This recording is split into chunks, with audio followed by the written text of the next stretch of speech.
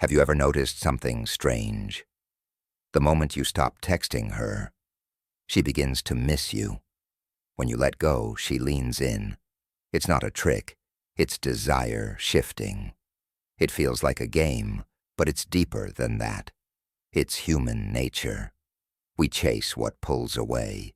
We crave what doesn't need us. Over 2,000 years ago, the Stoics saw this clearly. They taught, desire creates chains. The more you want, the more power you give away. But when you become still, detached, magnetic, you reclaim your strength. You stop chasing, and suddenly, you're the flame. They come to you, drawn by the calm in your eyes, the silence that speaks louder than words. It's not cold, it's powerful. The less you need, the more you attract. That's the Stoic secret. And it's seductive, because nothing is more attractive than self-control. Today we're exploring a powerful idea: why she only wants you when you don't want her. This isn't just about relationships, it's about desire, control, and emotional freedom. The ancient Stoics, like Marcus Aurelius, Seneca, and Epictetus, taught us how to live with peace, clarity, and strength. And what they said still makes perfect sense in today's world. Let's break it down into 7 clear insights, and by the end, you'll understand the Stoic secret to emotional power and attraction. Number 1, desire creates dependence. Desire, when it's unchecked, becomes a form of emotional slavery. When you crave someone's presence, their replies, their attention, you hand them your peace. Suddenly, your mood swings with their behavior. A message from them. You're elated. Silence. You're anxious. You no longer belong to yourself. Epictetus warned us, as long as you need validation from others, you are owned by anyone who gives or withholds it. Craving creates chains, and in that craving, you become reactive. You overthink, you chase, you lose your mystery. Anxiety takes over, and nothing repels intimacy more than desperation. The Stoics understood, true freedom begins with emotional control. When you detach from desire, you reclaim your power. You stop giving others the ability to define your worth. Think of relationships that fizzled, not because someone didn't care, but because one person cared too much, too fast. Their world revolved around someone else. They lost their edge. Want to be irresistible? Pull back. Reclaim your center. Let your energy speak louder than your effort. When you master your desires, you no longer chase love. You attract it. You become the calm in someone else's storm. Number 2, people crave what's scarce. We're drawn to what we can't easily have, not because we're shallow, but because scarcity signals value. It whispers, this is special. And when it comes to connection, the same rule applies. Constant availability dulls mystery. Predictability kills desire. Marcus Aurelius reminds us, the more we value things outside our control, the less control we have. When you make yourself too available, always texting first, always trying, always proving, you lose your gravity. But when you step back, when you breathe into your own silence, people feel it. They wonder. They start to lean in. This isn't about playing games.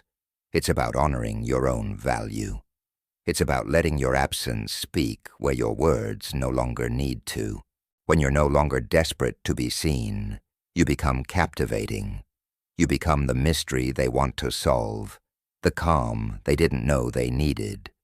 You stop chasing validation, and that very act makes you magnetic.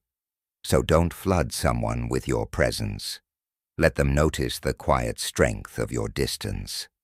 In that space, curiosity grows, and from curiosity, attraction blooms. Number 3. Stillness is powerful. Stillness is often misunderstood. It's not indifference. It's not coldness. It's seduction in its most elegant form. It's the quiet confidence of someone who doesn't need to prove themselves. It's emotional depth without noise. The Stoics called it apatheia, a deep calm untouched by chaos. Seneca wrote, "He is most powerful who has power over himself." When you don't react in haste, when rejection or silence doesn't shake your core, you show strength most people rarely encounter. Stillness tells the world, I'm whole, I'm grounded, I am not moved by tides. In that silence, there's magnetism. You become unpredictable, not because you're playing hard to get, but because you've built a sanctuary within. Others feel it. They lean closer, hoping to find what steadies you. While neediness makes people run, stillness draws them in. It says, "You're free to come or go. I will remain unshaken." Stillness is sexy because it feels safe. It's power wrapped in peace. It's not about being distant. It's about being whole. And when you radiate that inner calm, you stop needing attention. You start attracting something deeper: respect, admiration, and desire. Number 4. Let go of the outcome. Desire clings, love flows. And when you cling to outcomes, when you chase certainty, you suffocate the space where connection could grow. Real intimacy isn't forced. It breathes, it moves, and it needs freedom. Epictetus said, "Do not seek for things to happen as you wish, but wish for things to happen as they do." When you let go of what you hope will happen, something magical begins. You become lighter, more present, more real. You stop performing for affection. You stop trying to control what can't be controlled. And in that surrender, you unlock a new kind of power. The kind that doesn't beg to be chosen, but quietly waits to be discovered. The kind that says, "I am enough, whether you stay or go." Letting go isn't giving up. It's growing up. It's choosing peace over pressure. And it's intoxicating. When you release the grip, people feel the shift. They stop feeling your tension and start feeling your truth. So don't hold your breath waiting for her to respond. Breathe. Let life unfold. And trust. What's meant for you will never feel like a chase. Number 5. Build inner value. Real attraction doesn't begin with how you look. It begins with how you live. The Stoics believed your true worth isn't found in someone else's eyes. It's built from within. Seneca said, "The man who is content to be what he is truly free." When you stop seeking attention and start nurturing your soul, something shifts. You begin to walk differently, think differently. You no longer beg for someone to see your value, because you already know it. Building inner value is seductive in the most unexpected way. It's the way you speak with calm certainty, the way you move with purpose, the way you respect your own time, your goals, your peace. You become rare because self-respect is rare, and rarity is magnetic. Instead of constantly checking your phone, you're creating. Instead of chasing validation, you're growing. People feel that energy, and they want to be near it, not because you're loud, but because you're solid. You don't need to prove your worth. You live it, and that is irresistible. Build a life so full, so meaningful, that love becomes a sweet addition, not your foundation. Number 6. Respect comes before connection.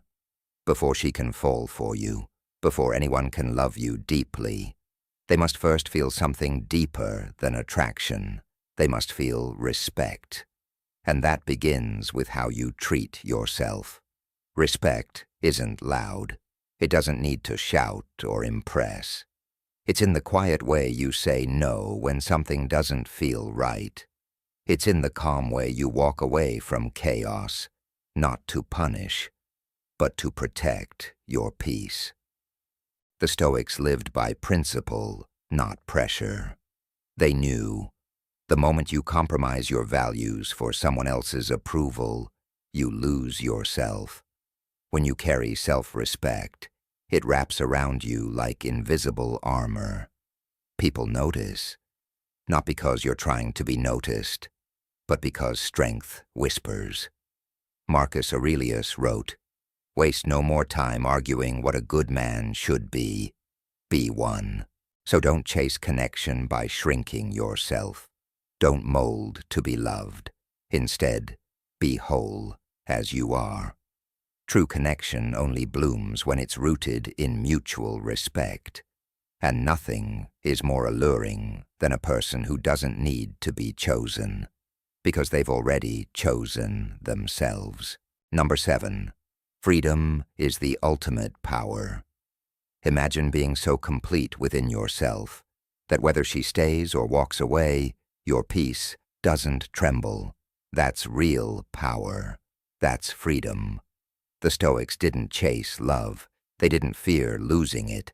They mastered something deeper, the art of being whole, alone. Marcus Aurelius said, "You have power over your mind, not outside events. Realize this, and you will find strength. When you stop needing someone to make you feel wanted, when your joy no longer depends on a reply, a look, or a label, you become untouchable. It's not about closing your heart. It's about opening it only when it aligns with your peace. You love, but not out of fear. You give, but never to be needed. That's the kind of man she remembers. The one who didn't cling, because he didn't have to. The one who didn't beg, because he was already full. Freedom is seductive, not the kind that pushes people away, but the kind that invites them in without pressure. When you choose yourself, daily, quietly, fully, you create a life so magnetic, it no longer needs to chase anything. It simply attracts everything. Real-life application. Think back to someone who made you feel small. Maybe they ignored you, disrespected you, or made you feel unimportant. Now imagine responding like a Stoic, staying calm, walking away, protecting your peace. That's not coldness. It's wisdom. The Stoics taught that we don't have control over how others treat us, but we do have control over how we respond. Instead of reacting with anger or frustration, you choose to maintain your composure. You protect your peace by refusing to let their actions disturb your inner world. When you walk away from situations that don't serve your well-being, you're not rejecting the person, you're choosing yourself. You're showing respect for your own peace, your own dignity, and your own self-worth. This is a powerful form of self-love. By practicing Stoicism in real life, you stop seeking validation from others. You stop chasing approval, and you start focusing on what you can control, your own actions, thoughts, and responses. When you choose to protect your inner peace, everything changes. You become more confident, self-respecting, and less affected by external circumstances. This is how you live like a Stoic, and this is where true strength lies. Final thoughts, the Stoic secret. So here it is.